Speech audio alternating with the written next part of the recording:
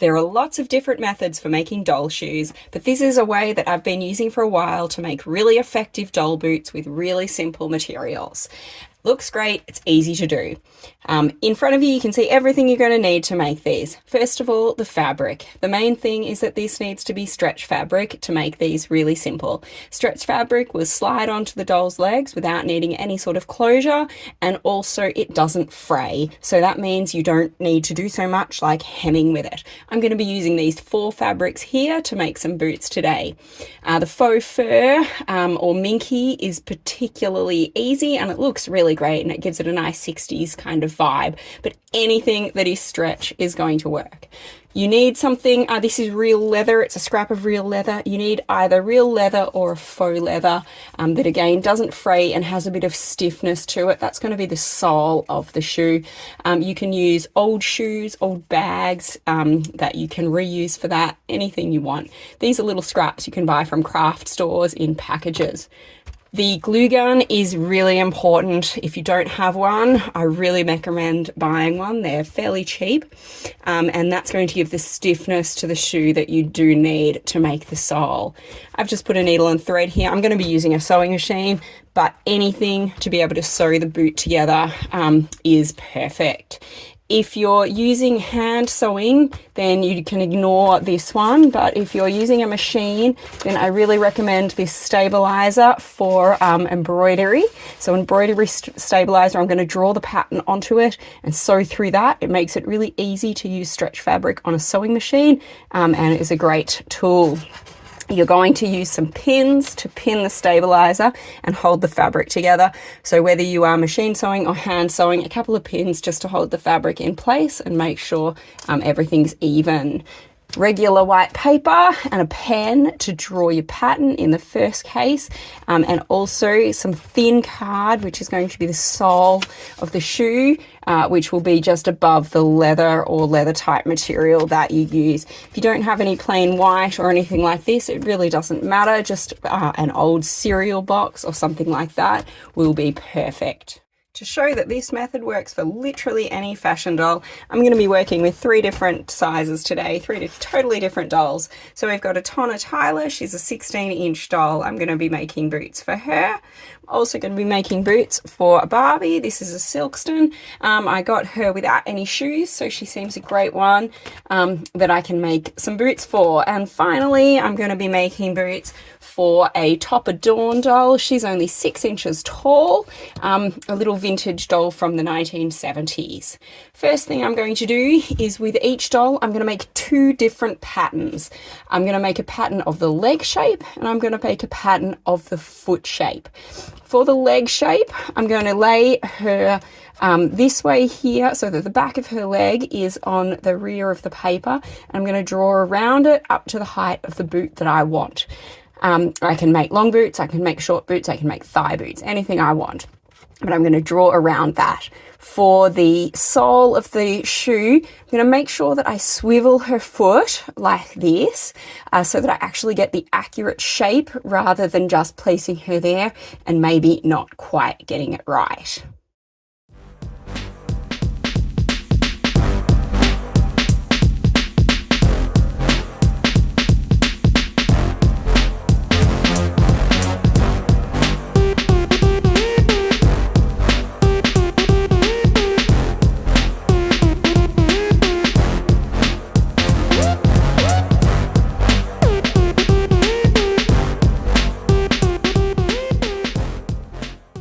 Made all the patterns now. You can see this little one for Dawn, medium size for Barbie, and over here the bigger ones for Tyler. I've made 2 because I'm going to make a short boot and a long boot for Tyler.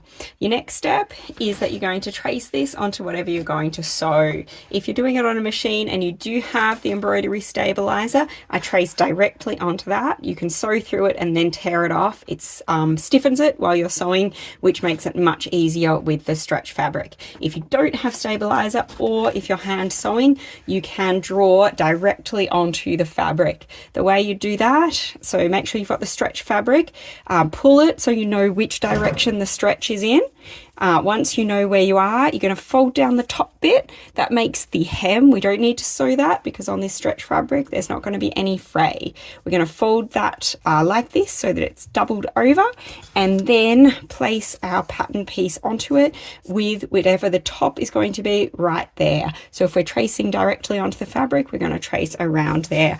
I do suggest pinning before you trace so that that will hold in place.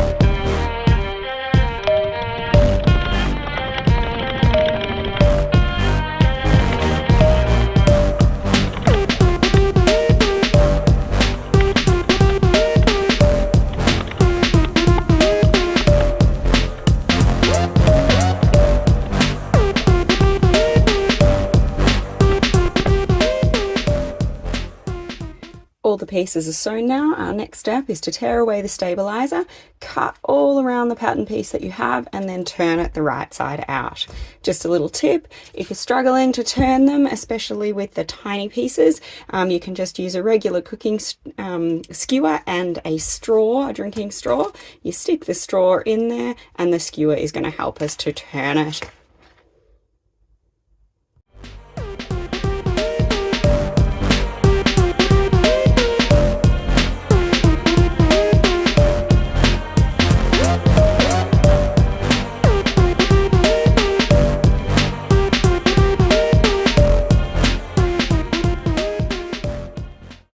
The boots are all turned and ready, so now we're going to make the soles. For that, we'll need all the remaining tools and equipment that we have over here.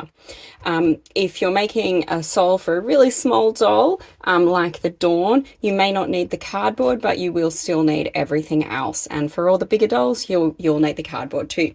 We're going to take the pattern we made for the sole, and we're going to trace that onto the cardboard. Just exactly around it, and we're going to cut out 2 for each doll that we're making boots for, 1 for each boot. You can just fold it to double it with that one to make it a little bit easier to cut 2 exactly the same. You're also going to need to trace them onto whatever material you're using to make the sole for that doll. For the Barbie, which is the one I just traced, I'm going to use this yellow leatherette because it matches the colour of the boots. We also need 2 traced in that size. This time, make sure that you do flip it over so the 2 are, the different sides of the fabric, so they will go on each boot. Once we do that, we're going to glue them together using the hot glue gun. You'll see me do it in a sec once the glue gun is hot. Once the 2 soles are glued together, we're going to glue them onto the bottom of the boot.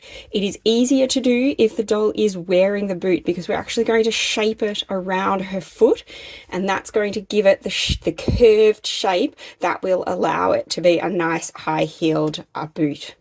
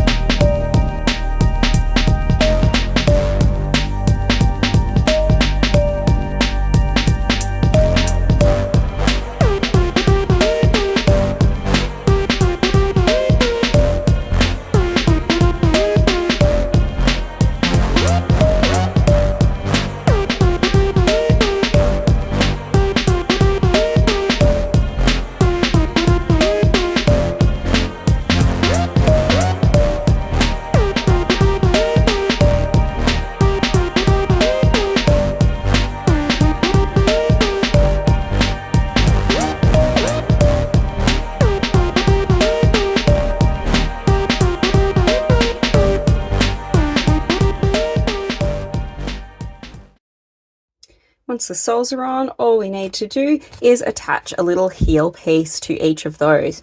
I just use the same fabric as I used to make the sole to make the heel piece.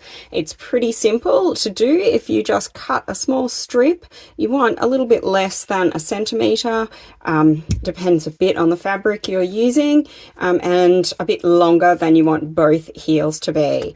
Now we're going to fold that in half with some hot glue in the middle, and that's going to keep it rigid. If it's very thin fabric like this one, we might want to do 2 or 3 folds, whereas if it's a thicker fabric like the real leather, then you might just want to do 1 fold to make the heel. Once you have made the heel, which I'll do in a second, you're just going to cut it to the length you want. You can measure it against the boot to find the height, or you can just have a guess, which I usually do, and then cut off a bit extra if you need to. To attach the heel on, you're going to use hot glue again. If you try to attach direct onto a fabric like this one, the hot glue will probably just peel off because it is very smooth. So what I do is put a little tiny snip in the spot where you want to have the heel. That creates a bit more friction, and the hot glue will hold it on after that.